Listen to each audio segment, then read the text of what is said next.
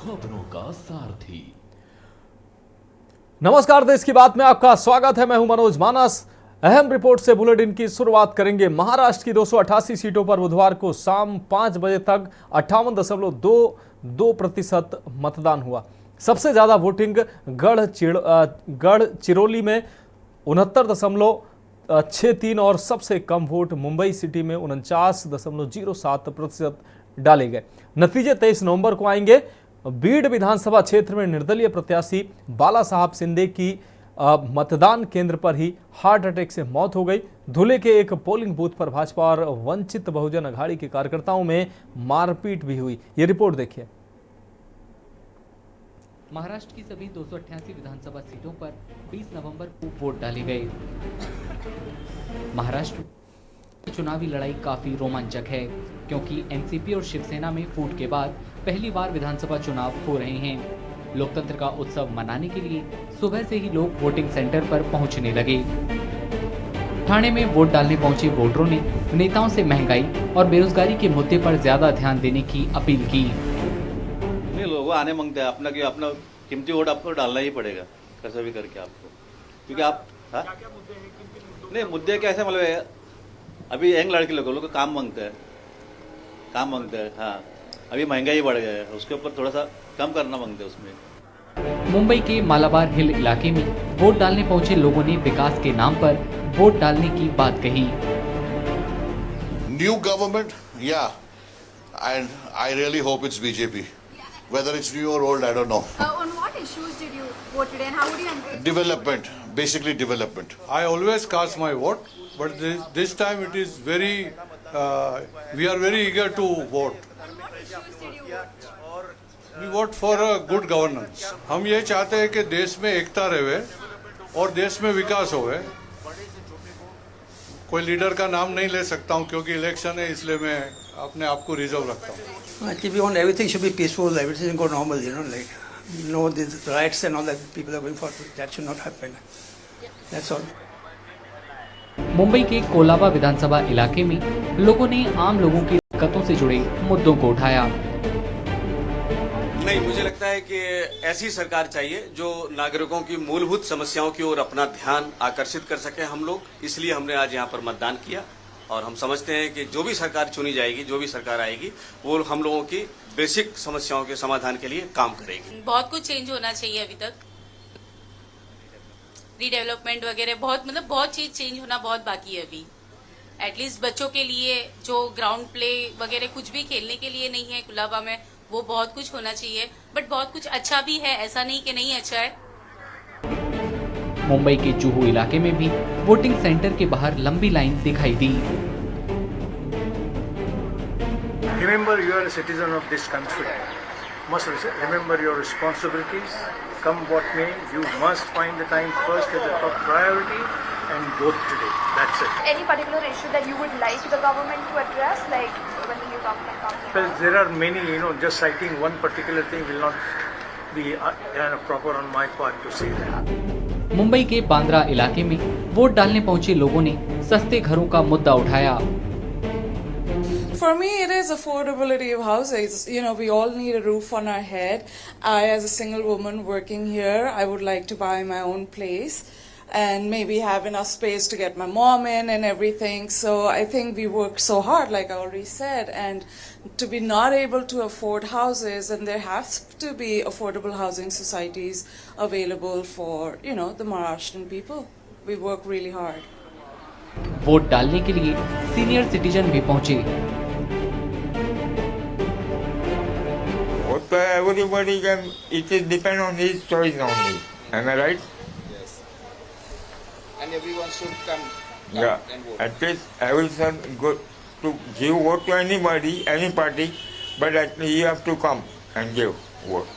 That is important. That is duty means important. That is. Pune में vote डालने पहुंचे लोगों ने बच्चों से जुड़े मुद्दों को उठाया।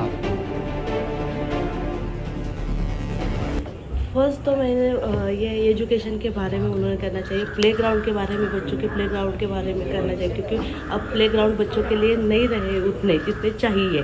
तो प्लेग्राउंड में तो मस्त करूँगी, क्योंकि वही हमारा भविष्य है बच्चे, तो बच्चों के बारे में जो चाहे उतना करना चाहिए। नागपुर में रहने वाली 93 साल की बुजुर्ग महिला निर्मला चितले भी वोट डालने पहुंची। उन्होंने इमरजेंसी के दौरान 1 महीना जेल में काटा था।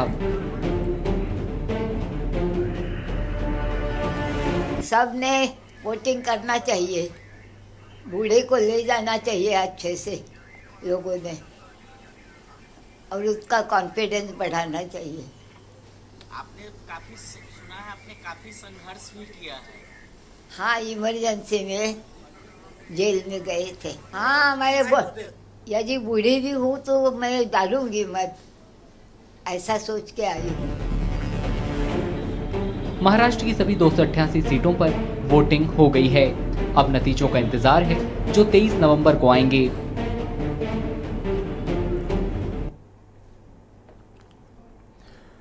बढ़ेंगे अगली खबर की ओर। झारखंड में शाम 5 बजे तक 38 सीटों के लिए 67.59% मतदाताओं की ओर से अपने मताधिकार का प्रयोग किया गया। राज्य की अपर मुख्य निर्वाचन पदाधिकारी नेहा अरोड़ा ने बताया कि सबसे अधिक महेश्वरपुर विधानसभा सीट में 79.4% मतदान हुआ। झारखंड में विधानसभा चुनाव में एनडीए और इंडिया गठबंधन के बीच कड़ा मुकाबला है। बुधवार को कड़ी सुरक्षा के बीच विधानसभा की 38 सीटों पर वोट डाले गए। अब लोगों को नतीजों का इंतजार है। झारखंड में बुधवार को कड़ी सुरक्षा के बीच विधानसभा की 38 सीटों पर वोट डाले गए। दूसरे राउंड में करीब 528 उम्मीदवार मैदान में हैं। सूबे के मुखिया और जेएमएम के नेता हेमंत सोरेन, पत्नी कल्पना सोरेन और बीजेपी के नेता अमर कुमार बाउरी की किस्मत दांव पर है।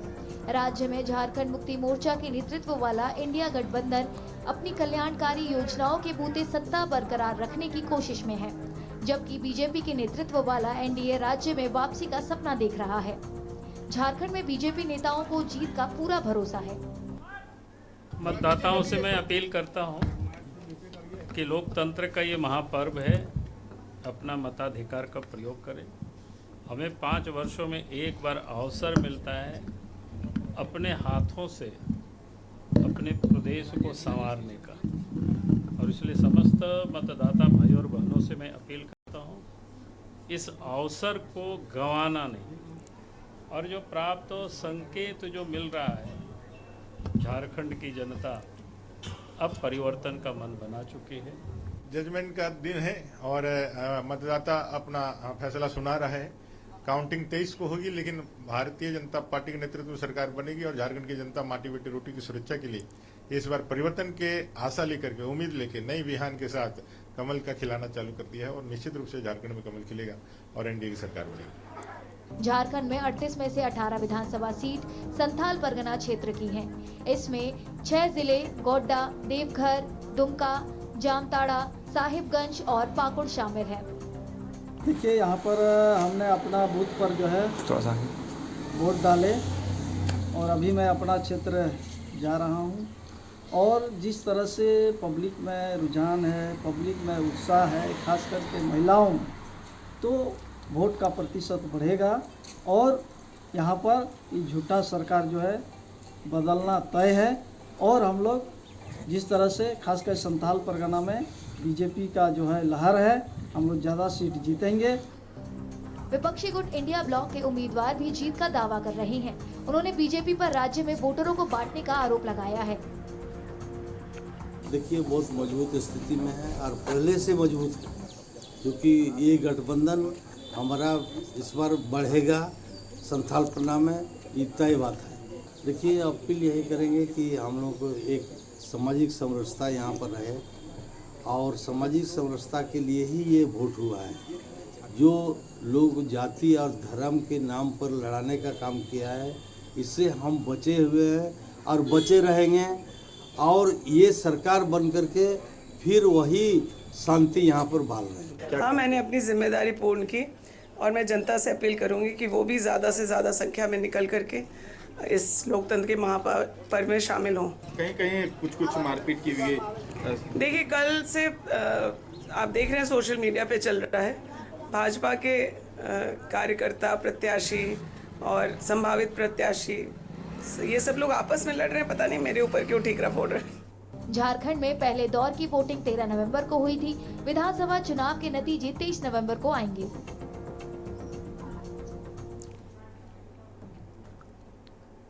अब बढ़ेंगे अगली अहम खबर की ओर। दिल्ली के कॉन्स्टिट्यूशन क्लब ऑफ इंडिया नई दिल्ली में विश्व मुख्य न्यायाधीशों के 25वें अंतर्राष्ट्रीय सम्मेलन का आज आयोजन हो रहा है। इसका आयोजन सिटी मॉन्टेसरी स्कूल यानी CMS लखनऊ कर रहा है। विश्व के मुख्य न्यायाधीशों के 25वें अंतर्राष्ट्रीय सम्मेलन में मुख्य अतिथि के तौर पर केंद्रीय कानून एवं न्याय मंत्री अर्जुन राम मेघवाल और विशिष्ट अतिथि के रूप में केंद्रीय राज्य मंत्री वाणिज्य एवं उद्योग भारत जितिन प्रसाद शामिल हो रहे हैं।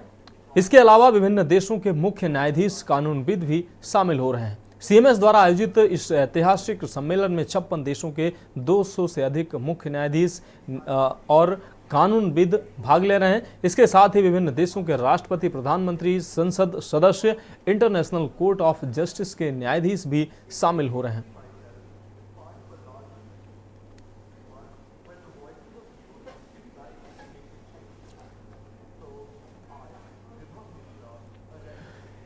बढ़ेंगे अगली खबर की ओर। चंडीगढ़ से अगली खबर, जहां मुख्यमंत्री नायब सैनी का कल सिरसा और गुरुग्राम का दौरा। सिरसा में गवर्नमेंट मेडिकल कॉलेज का भूमि पूजन मुख्यमंत्री के द्वारा होगा। गुरुग्राम में कोरिया के डेलीगेशन के साथ भी बैठक करेंगे।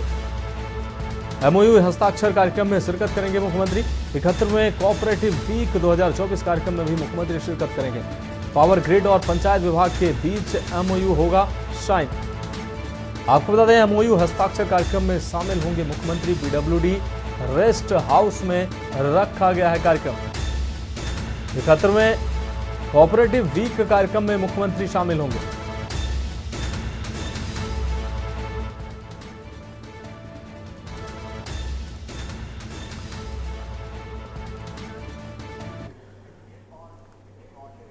फिलहाल देश की बात में वक्त एक ब्रेक का है, जल्द हाजिर होंगे। ब्रेक के बाद इसकी बात में एक बार फिर से आपका स्वागत है। रुक करेंगे अगली खबर का। जालौन से अगली खबर, जहां आपस में टकराई है कार और बाइक। युवक की मौके पर ही मौत हो गई। जानकारी पाकर रोते बिलखते घटनास्थल पर परिजन पहुंचे। मौके पर पहुंची पुलिस ने शव को कब्जे में लेकर पोस्टमार्टम के लिए भेजा है। जालौन कोतवाली क्षेत्र के उरगांव के पास ये घटना घटित हुई है। तो मौके पर पहुंची पुलिस ने शव को कब्जे में लेकर पोस्टमार्टम के लिए भेजा है। आपको बता दें, जालौन कोतवाली क्षेत्र के उरगांव के पास ये दुर्घटना हुई है। आपस में टकराई कार और बाइक। इस दौरान एक युवक की घटनास्थल पर ही मौत हो गई है। जानकारी पाकर परिजन रोते बिलखते घटनास्थल पर पहुंचे हैं। मौके पर पहुंची पुलिस ने शव को पोस्टमार्टम के लिए भेजा। और अगली अहम खबर रायबरेली से, जहां मामूली बात को लेकर दो पक्षों में मारपीट की घटना सामने आई है। लाठी डंडे व कुल्हाड़ी से की गई है मारपीट। दुकान में घुसकर जमकर तांडव मचाया गया है। मारपीट का वीडियो सोशल मीडिया पर वायरल हो रहा है। आपको बता दें, वीडियो के आधार पर पुलिस जांच पड़ताल में जुटी हुई है। भदोकर थाना क्षेत्र के उत्तर पार गांव की यह घटना है।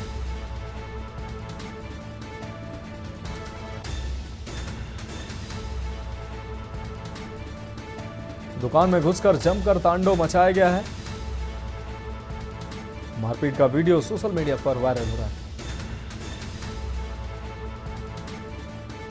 वीडियो के आधार पर पुलिस जांच पड़ताल में जुटी हुई है। भदोकर थाना क्षेत्र के उत्तर गांव का ये पूरा मामला है। रायबरेली से अहम खबर, मामूली बात को लेकर दो पक्षों में मारपीट की घटना सामने आई है।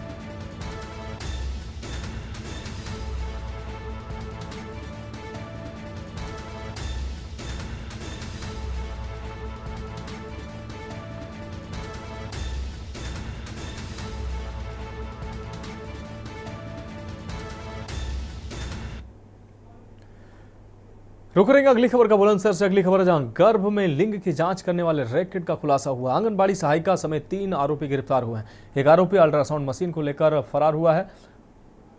आपको बता दें, PCP NDT हरियाणा की टीम ने यह भंडाफोड़ किया है। स्थानीय पुलिस के साथ गोरखधंधा का यह भंडाफोड़ हुआ है। शिकारपुर के मकान में चल रहा था यह काला धंधा। PCP NDT टीम ने शिकारपुर में दर्ज कराई FIR। थाना शिकारपुर के क्षेत्र का ये पूरा मामला है। तो शिकारपुर के मकान में ये काला धंधा, गोरख धंधा चलाया जा रहा था। पीसीपीएनडीटी टीम ने शिकारपुर में दर्ज कराई है एफआईआर। थाना शिकारपुर क्षेत्र का ये पूरा मामला है। बुलंदशहर से अनकवर गर्भ में लिंग की जांच करने वाले रैकेट का खुलासा हुआ है। आंगनबाड़ी सहायिका समेत 3 आरोपी गिरफ्तार हुए हैं।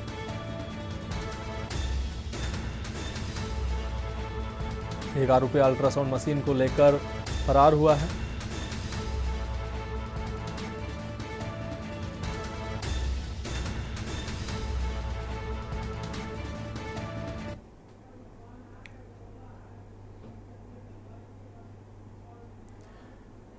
रुक करेंगे अगली खबर का लखनऊ से। अगली खबर, जहां मकान में भीषण आग की घटना सामने आई। आग में महिला का चेहरा जल गया है। महिला को अस्पताल में भर्ती कराया गया। पुलिस सूचना पर पहुंचे पुलिस और दमकल कर्मी। फ्रिज से आग लगने से घर में धुआं पूरी तरीके से भरा।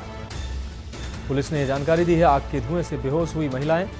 पुलिस ने बेहोश महिलाओं को बाहर निकाला। बेहोश महिलाओं को अस्पताल भेजा गया है। चिन्हट थाना क्षेत्र का ये पूरा मामला है।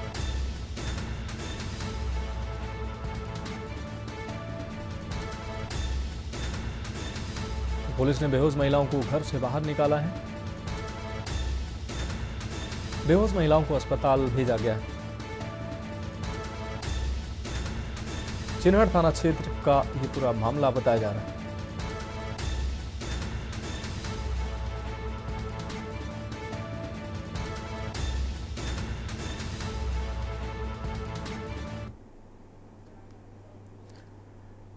रुक रही है अगली खबर का। गोंडा के युवक की अमेरिका में हत्या, दिन दहाड़े हत्या हुई है।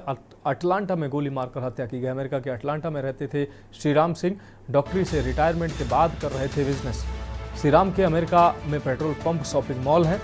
श्रीराम के 2 बेटे भी अमेरिका में बिजनेसमैन हैं। माल के उद्घाटन में गए श्रीराम की हत्या हुई है। नवाबगंज तुलसीपुर मांझा के श्रीराम सिंह 34 साल पहले पढ़ाई के लिए गए थे, अमेरिका गए थे। मौत के बाद परिजनों में शोक का माहौल है।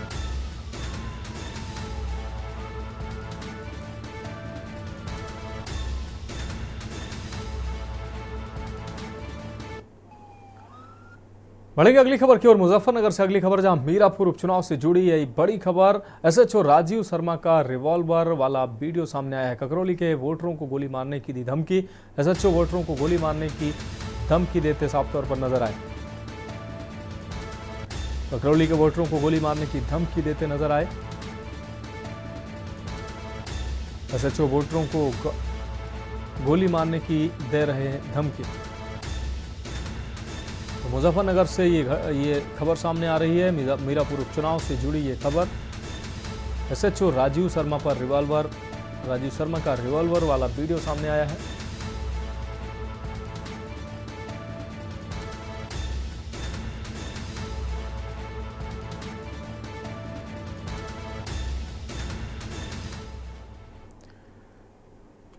बढ़ेंगे अगली खबर की ओर। फर्रुखाबाद से अगली खबर है, जहां सर्व शिक्षा अभियान का कार्यक्रम हुआ है। शिक्षा का अधिकार के तहत सर्व शिक्षा अभियान कार्यक्रम आयोजित किया गया है। ब्लॉक स्तरीय उन्मुखीकरण संगोष्ठी में शिक्षा के विकास पर चर्चा हुई है। कायाकल्प के तहत विद्यालयों में कार्य करने के लिए निर्देश दिए गए हैं। विद्यालय प्रबंध समितियों के अध्यक्ष बैठक में शामिल हुए। सचिवों व ग्राम प्रधानों के साथ आयोजित की गई है बैठक में तमाम विकास के मुद्दों को लेकर चर्चा की गई।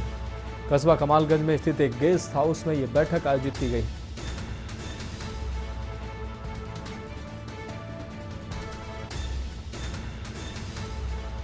सचिव और ग्राम प्रधान के साथ आयोजित की गई है बैठक।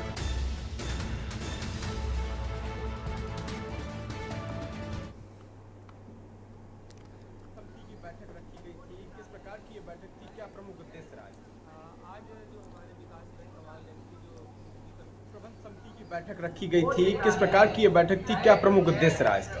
आज जो हमारे विकासखंड कमालगंज की जो उन्मुखीकरण कार्यक्रम हुआ है, गोष्ठी हुई, जिसमें हमारे एसएमसी अध्यक्ष, ग्राम प्रधान और हमारे प्रधानाध्यापक सम्मिलित हुए हैं। इसमें मेन उद्देश्य जो शिक्षा विभाग की हमारी बहुत सारी योजनाएं चल रही हैं, उनके बारे में हम विस्तृत चर्चा करें और जो हमारे जनप्रतिनिधि हैं उन तक ये बात हमारी पहुँचे, जिससे हमारे अभिभावकों में जागरूकता आए और वो हमारी योजनाओं का लाभ ले सकें।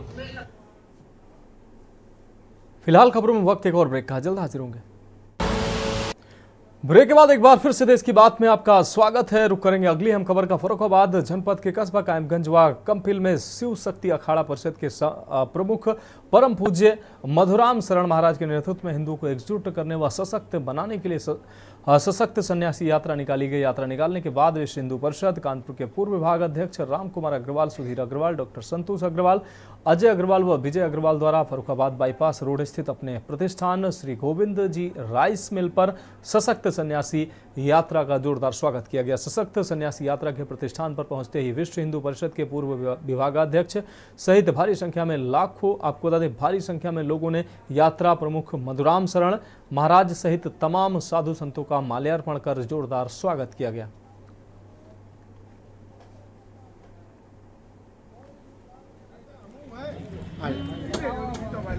यात्रा 2.5 वर्ष की तय की गई है, जिसमें 20 जिले 200 ब्लॉक 6,000 गांव तक हम लोग जाने वाले हैं। आज जो विघटित लुटता हिंदू, पिटता हिंदू, विखंडित हिंदुत्व है, इसको सुरक्षित और संरक्षित करने के लिए हम 21 जातियों के 30 नौजवानों ने सशस्त्र संन्यास लिया है। क्योंकि हिंदू परंपरा के अंतर्गत हमारे देवी देवताओं ने शस्त्र धारण किए थे, जिसकी आज न्यूनता होने के कारण हिंदू लुट रहा है, पिट रहा है। तो आज का जो 18 साल से 30 साल का नौजवान है, उसको मैं शस्त्रधारी बनाने का, साहसी बनाने का, धर्म योद्धा बनाने का संकल्प लेकर हम लोग पदयात्रा पर निकले हैं। तो इस तरह से समरस समाज का निर्माण हो, साहसी समाज का निर्माण हो। इस यात्रा का क्या नाम दिया है आपने? यह शिव शक्ति अखाड़ा का सशस्त्र सन्यासी पदयात्रा इसका नाम है।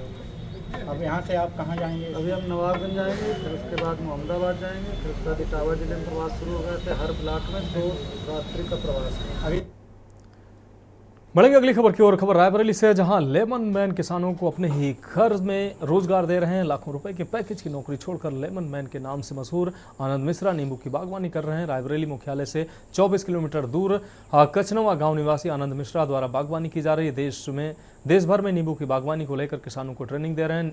ट्रेनिंग के माध्यम से किसानों को नींबू की बागवानी को लेकर जागरूक कर रहे हैं। आनंद मिश्रा उर्फ लेमन मैन को उत्तर प्रदेश सरकार चौधरी चरण सिंह किसान सम्मान से भी नवाज चुकी है।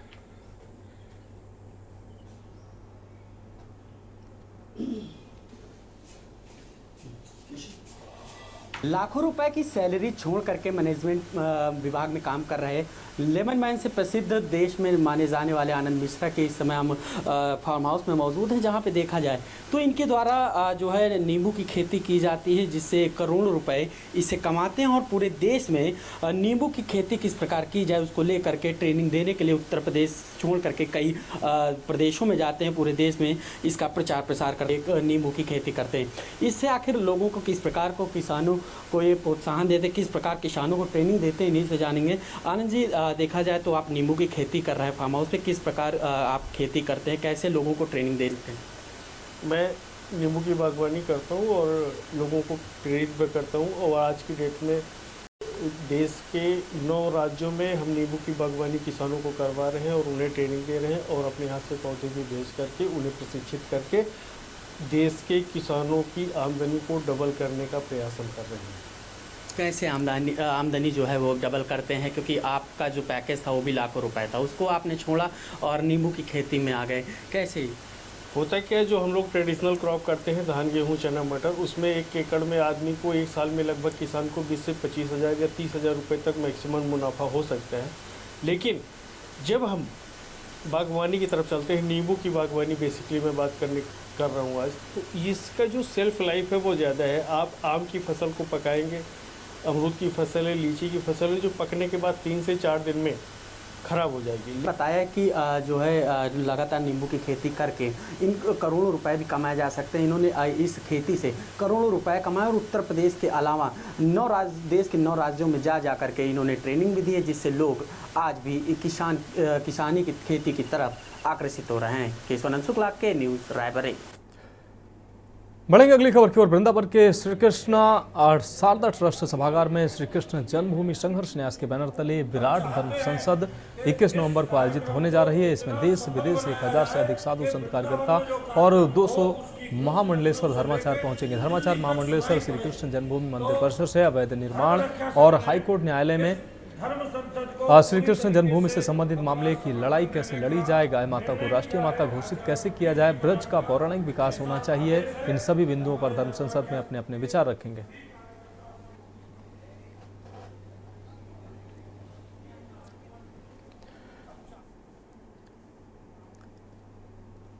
अगली खबर रायबरेली से, जहां रायबरेली में जिला प्रशासन और कृषि विभाग के सहयोग से लगाए गए मिलेट्स महोत्सव का उद्घाटन करने पहुंचे कृषि मंत्री ने प्रदेश में हो रहे उपचुनाव को लेकर भविष्यवाणी की। उन्होंने कहा कि सभी जगह कमल खिलेगा और वोटर्स रायबरेली वाली गलती नहीं करेंगे। सूर्य प्रताप शाही ने इस दौरान श्री अन्न की खूबियों को बताते हुए कहा कि शरीर को आवश्यक सभी तत्वों से भरपूर खाद्य उपलब्ध कराता है। कृषि मंत्री ने कहा कि श्री अन्न महोत्सव के माध्यम से आम लोगों में इन अन्न को लेकर जागरूकता आती है और इसके इस्तेमाल का चलन बढ़ रहा है। महोत्सव में अयोध्या से आए सांस्कृतिक दल के मुखिया प्रतिमा यादव ने भी अन्न को शुरू में ढाला है।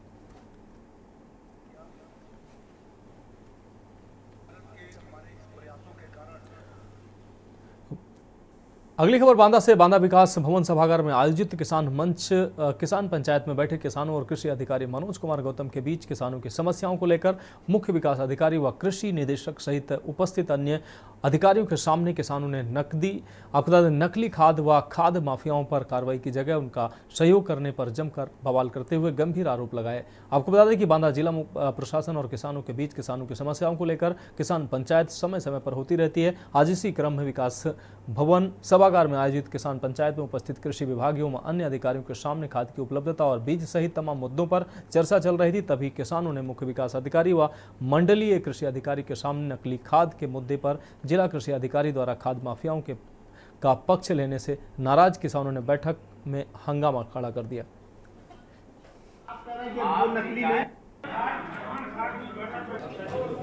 क्या नाम है आपका? बलराम तिवारी, मंडल अध्यक्ष, चित्रकूट धाम मंडल बांदा, भारतीय किसान यूनियन अराजनैतिक।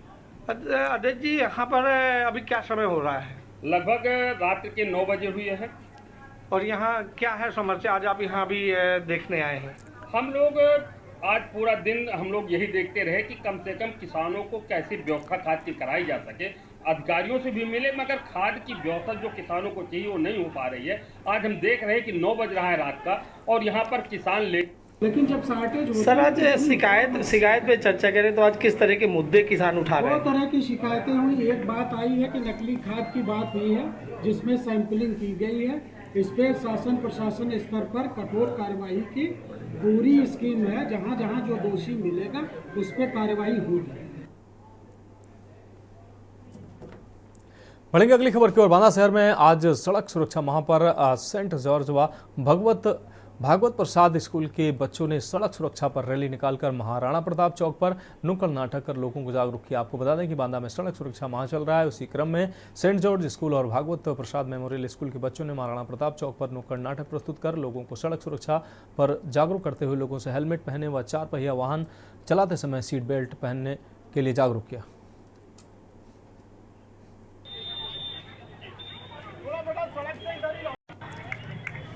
जनपद बांदा में उत्तर प्रदेश पुलिस द्वारा मनाए जा रहे यातायात माह के दौरान स्कूल के बच्चे आज सड़कों पर आए हुए हैं। विभिन्न चौराहों पे इनके द्वारा नुक्कड़ नाटक और ये लोकगीत, संगीत और आदि के माध्यम से लोगों को जागरूक किया जा रहा है। ये बच्चे अपने घर परिवार के लोगों को जागरूक कर रहे हैं कि सड़कों पर चलते समय यातायात के नियमों का पालन करना बहुत जरूरी है। 2 पहिया वाहन चालकों के लिए हेलमेट का प्रयोग करने की नसीहत दे रहे हैं। 4 पहिया वाहन चालकों के लिए सीट बेल्ट की बात कर रहे हैं बच्चे। और ये भी बता रहे हैं बच्चे कि बिना जो है वैध लाइसेंस की गाड़ी नहीं चलानी है, शराब पीकर गाड़ी नहीं चलानी है, मोटरसाइकिल में मोबाइल फोन का प्रयोग करते हुए गाड़ी नहीं चलाती। इन बच्चों ने दो स्कूल है आज महाराणा प्रताप चौक में, सेंट जॉर्ज स्कूल है, भागवत प्रसाद मेमोरियल इंटर कॉलेज के बच्चे हैं। उनके द्वारा बड़े अच्छे नुक्कड़ नाटक प्रस्तुत किए गए हैं और इन बच्चों का ये सराहनीय प्रयास है। विद्यालय प्रबंधन को और बच्चों को और जिला विद्यालय निरीक्षक और बीएससी साथ में इनके जो पहल है इसकी बड़ी अच्छी पहल है और इसके साथ मिलकर के हम लोग जनपद में होने वाली सड़क दुर्घटनाओं को कम करेंगे। इसके लिए जो है सभी विद्यालयों को निर्देश जारी किए गए हैं और उनके प्रधानाचार्य के माध्यम से, उनके शिक्षक के माध्यम से उनके गार्जियनों को जो है इसके लिए जागरूक किया जा रहा है कि वो अपने नाबालिग बच्चों को जो है वाहन चलाने के लिए न दें, क्योंकि ये खतरे से खाली नहीं है।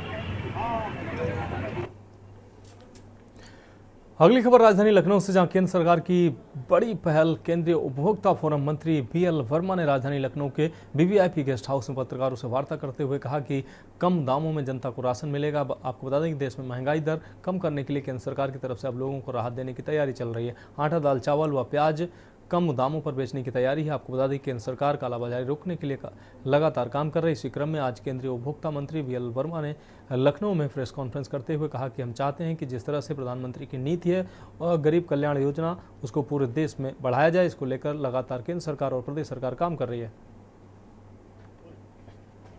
तो हमारा मंत्रालय कीमतों को नियंत्रित, आज उपभोक्ता मामले खाद्य एवं सार्वजनिक वितरण मंत्रालय के राज्य मंत्री होने के नाते यहाँ पर भारत आटा, भारत दाल, भारत चावल और प्याज लॉन्चिंग करने के लिए लखनऊ में आज कार्यक्रम रखा गया है।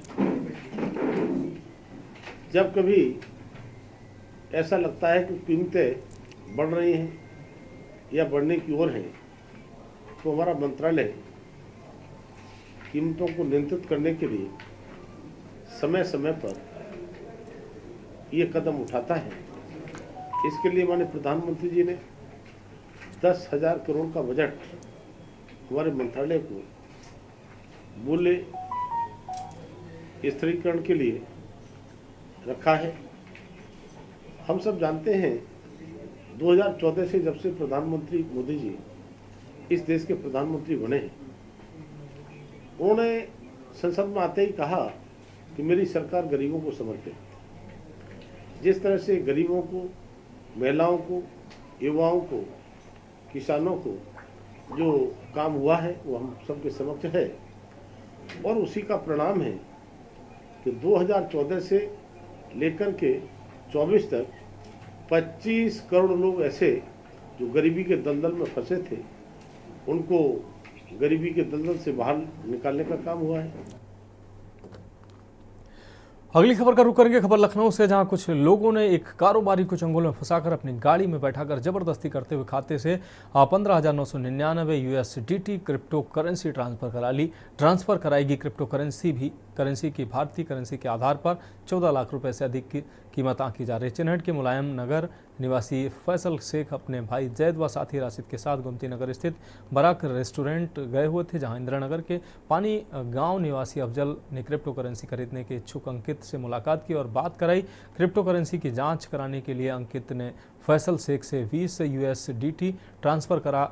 कुछ लोगों को फोन मिलाकर बात की, अपने 5-6 साथियों को बुला लिया। पीड़ित के मुताबिक यहाँ अंकित और साथियों ने मारपीट करते हुए फैसल शेख व उसके भाई को जबरदस्ती कार में बैठा लिया। बाद में अम्बेडकर चौराहे पर फैजल के भाई व जैद व साथी राशिद को उतारने के बाद फैसल शेख को 1090 चौराहे होकर सुल्तानपुर रोड की ओर लेकर चले गए। करीब आधा दर्जन लोगों ने मारपीट करते हुए फैसल से धमकाते हुए 15,999 USDT क्रिप्टो करेंसी ट्रांसफर करा ली।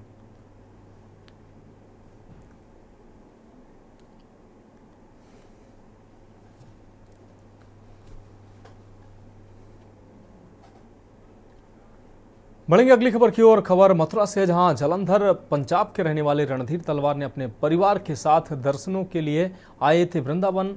इस दौरान जहां दर्शन करने के दौरान वहीं अचानक अचेत होकर गिर गए। सूचना पर पहुंची पुलिस ने नजदीकी अस्पताल में उनको भर्ती कराया, जहां डॉक्टर ने श्रद्धालु को मृत घोषित कर दिया। चिकित्सक के अनुसार वृद्ध को जब अस्पताल लाया गया था तब तक उनकी मौत हो चुकी थी। श्रद्धालुओं का कहना है कि बांके बिहारी मंदिर में आए दिन हो रही घटनाएं घटित हो रही हैं। प्रशासन व्यवस्थाएं संभाल नहीं पा रहा है।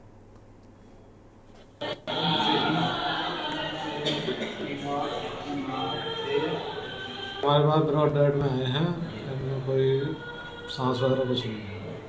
तो कहाँ की रहने वाली है? ये शायद जालंधर है, पंजाब के, तो कुछ नहीं बता रहे थे। तो बिल्कुल डेड है? बिल्कुल हमारे पास ब्रॉड डेड आए हैं। तो इनके परिवारजन वगैरह है इनकी, वो सिस्टर नहीं लड़की सब जी जी, तो शायद वही। तो क्या है जो पता चला? अब ये तो पोस्टमार्टम के पता चलेगी, लेकिन जो भी आए डेड आए हमारे पास तो ब्रॉड।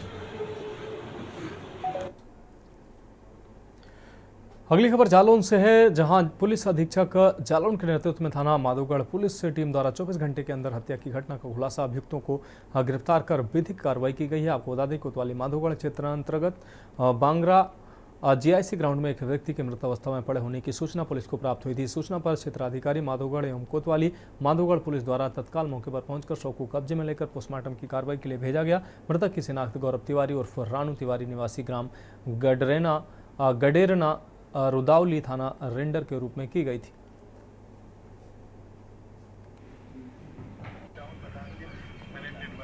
दिनांक 19 नवंबर 2024 को प्रातः डायल 112 के माध्यम से सूचना मिली। एक लगभग 25-26 वर्षीय युवक की लाश, जीआईसी इंटर कॉलेज के 26 वर्षीय युवक की लाश, इसकी शिनाख्त गौरव तिवारी निवासी ग्राम गडेरना थाना रेडर के रूप में हुई, जिसके सिर पर भारी चीज से वार कर उसे मारा गया था।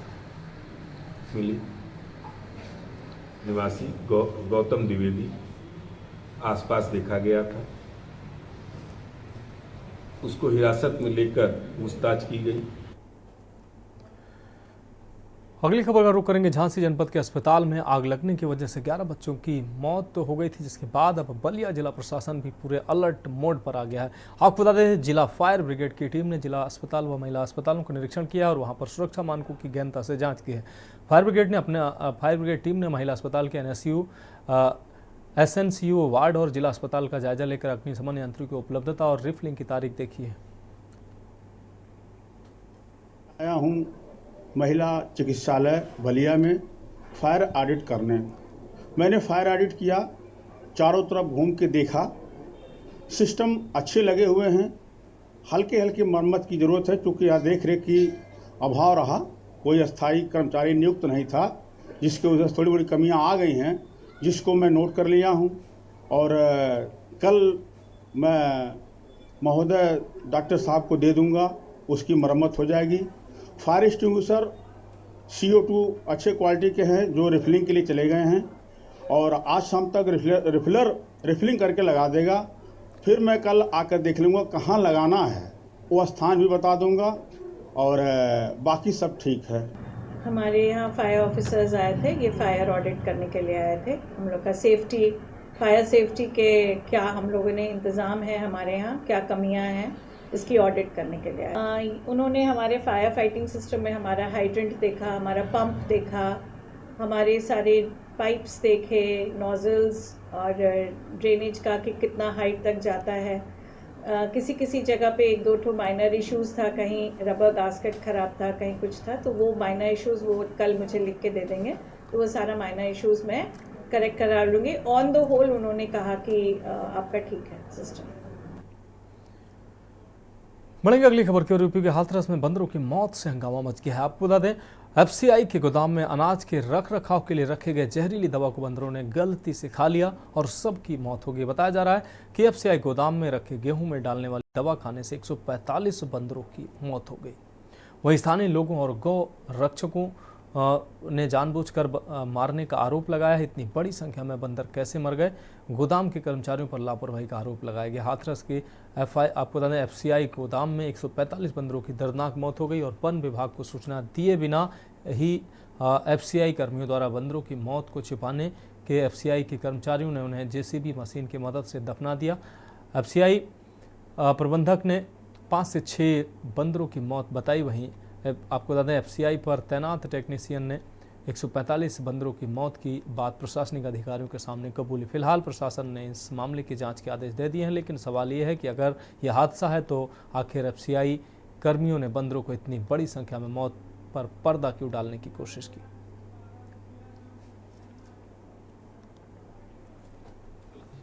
देखो, वैसे तो हमारे जो EO हैं रोहित सिंह जी, वो अभी बैठे हुए थे यहीं पर, है ना। पिछली बार श्वेता चौधरी के और सभासदों के द्वारा एक बोर्ड बैठक हुई थी। उस बोर्ड बैठक में, क्योंकि ये विषय बहुत गंभीर है, कई हादसे हो गए हैं, मानवीय घटना हो गई है और बंदरों के आतंक की वजह से कई लोग मृत्यु के शिकार भी हो गए हैं, तो उसी के लिए नगर पालिका ने गंभीरता दिखाते हुए एक प्रस्ताव बंदरों को पकड़ने के लिए पारित किया है। पारित करने के बाद में उसमें रिपोर्ट मांगी जा रही है अकाउंट सेक्शन में, उन्हें पकड़ने के लिए बंदरों की संख्या कितनी होगी और उस पर। अगली खबर एटा से है, जहां बाइक और मैक्स पिकअप की भीषण भिड़ंत में नवविवाहित महिला की मौके पर ही मौत हो गई। मृतक महिला भाई की बाइक पर सवार होकर पति के साथ गांव सिमरामऊ जा रही थी। हादसे में बाइक सवार जीजा साले भी घायल हुए हैं।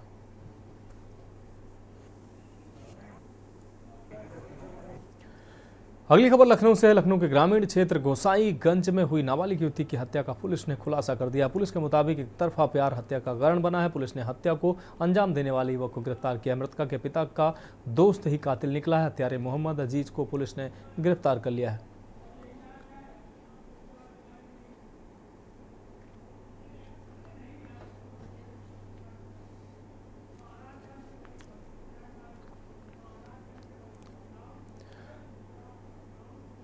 और इस बीच उत्तर प्रदेश के महाराजगंज से बड़ी खबर सामने आ रही है। इस वक्त की बड़ी खबर, महाराजगंज से कार और बाइक की टक्कर में 3 लोगों की मौत हुई है।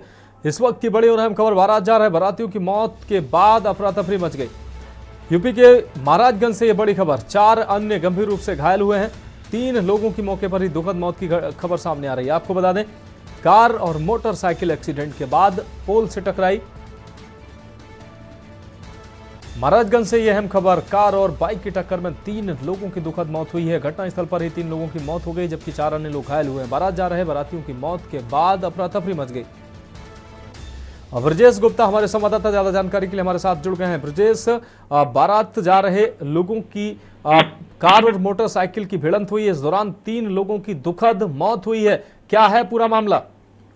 बिल्कुल मनोज, आपको बता दें कि यह पूरा मामला बिरजमनगंज थाना क्षेत्र के बिरजमनगंज एक पोखरे के पास का है, जहां पे जो है सिद्धार्थ नगर से बारात जो है महाराजगंज के लिए आ रही थी। जैसे ही बिरजमनगंज चौराहे के पास पहुंची, उसी समय जो है एक फरिंदा से जो है एक बाइक जा रही थी, जो है कार और बाइक में आमने सामने टक्कर हो गई।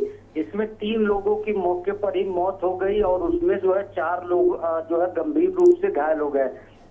हालांकि घायलों को जो है इलाज के लिए जो है गोरखपुर मेडिकल कॉलेज भेजा गया, जहां जो है मनोज आपको और एक अपडेट बता देते हैं कि उसमें से एक व्यक्ति की और मौत हो गई है, यानी कुल मिला के 4 लोगों की मौत हो गई है। हालांकि पुलिस जो है अभी 300 को जो है कब्जे में लेकर पोस्टमार्टम के लिए भेज दिया और आगे की जांच में जुट गई है। जी मनोज। हाँ, निश्चित रूप से ब्रजेश की तमाम जानकारी के लिए आपका बहुत शुक्रिया। तो कुल 4 मौतों का ये हम अपडेट हम आपको दिखा रहे हैं।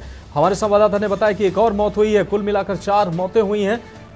तो कार और बाइक की आपस में टक्कर हुई और एक्सीडेंट के बाद दोनों गाड़ियां पोल से टकराई हैं। इस दौरान 4 लोगों की दुखद मौत हो गई। बढ़ेंगे अगली खबर की ओर। खबर लखनऊ से है, जहां फर्जीवाड़ा करते विभिन्न बैंकों की फर्जी लोन से करोड़ों की ठगी करने वाले 4 आरोपी गिरफ्तार हुए हैं। आपको बता दें, यूपी एसटीएफ की लखनऊ यूनिट ने 4 जालसाजों को गिरफ्तार किया। आरोपी बैंक व हाउसिंग फाइनेंस कंपनी को करोड़ों की चपत लगा चुके थे। आरोपी प्रॉपर्टी का फर्जी अभिलेख, फर्जी पैन और फर्जी आधार बनाकर अलग अलग व्यक्तियों की फोटो लगाकर बैंक अकाउंट खुलवाते थे और फर्जी विक्रेता खड़ा कर जमीन की रजिस्ट्री कराते थे। उसी फर्जी रजिस्ट्री के आधार पर होम लोन कराकर कंपनियों व बैंक के सर्वेयर व कर्मचारियों से मिलकर लोन पास कराकर रुपयों को आपस में बांट लेते थे। एसटीएफ ने मोहम्मद आरिफ, मोहम्मद वासिल, शिव प्रताप सिंह और अर्पित श्रीवास्तव को अरेस्ट किया है। Bank of Maharashtra, Jammu and Kashmir bank, UCO bank समेत कई अन्य बैंकों में फर्जी पेपर्स पर खाता खुलवाते थे। जालसाज होम फर्स्ट, पिरामिल, गृह शक्ति हाउसिंग, हिंदुजा हाउसिंग फाइनेंस और क्रिप्स हाउसिंग फाइनेंस समेत कई अन्य कंपनियों में होम लोन अप्लाई करते थे।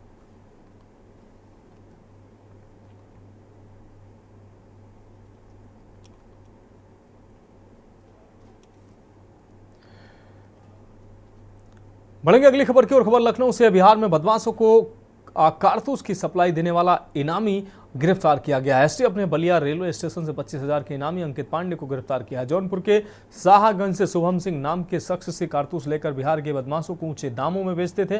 15 अक्टूबर से 23 अक्टूबर तक 2 बार में 750 कारतूस बिहार ले जाकर अपराधियों को बेचा था। 23 अक्टूबर को अपनी महिला मित्र और रोशन सिंह के साथ मिलकर 750 कारतूस की डिलीवरी के लिए बिहार जा रहे थे। महिला मित्र को अलग बोगी में कारतूस के साथ बैठाया था, जबकि खुद दूसरी बोगी में पीछे बैठे थे और चेकिंग के दौरान महिला मित्र को कारतूस के साथ पकड़े जाने के बाद दोनों लोग फरार हो गए थे। एसटीएफ ने फरार 25,000 के इनामी अंकित कुमार पांडे को गिरफ्तार किया।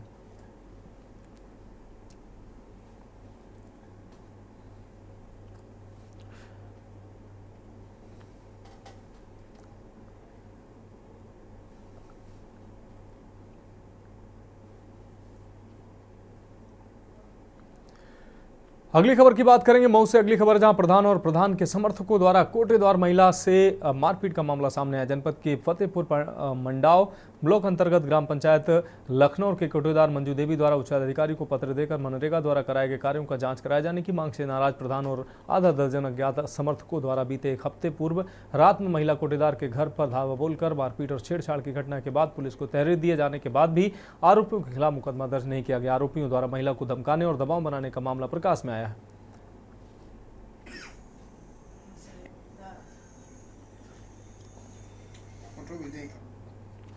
अगली खबर मथुरा से। जनपद के थाना छाता कोतवाली के अंतर्गत गांव गोहरी गांव में 6 साल के बच्चे की जेसीबी चालक ने जेसीबी मशीन से निर्मम हत्या कर दी। मौके पर पहुंची पुलिस द्वारा जेसीबी चालक को मशीन सहित गिरफ्तार किया गया और बच्चों के शव को पोस्टमार्टम के लिए भिजवा दिया गया। बुधवार को थाना छाता कोतवाली के अंतर्गत गाँव गोहरी में 4 साल का मासूम बच्चा देव उर्फ देबू पुत्र सुमित अपने घर के बाहर बने चबूतरे पर बैठा था।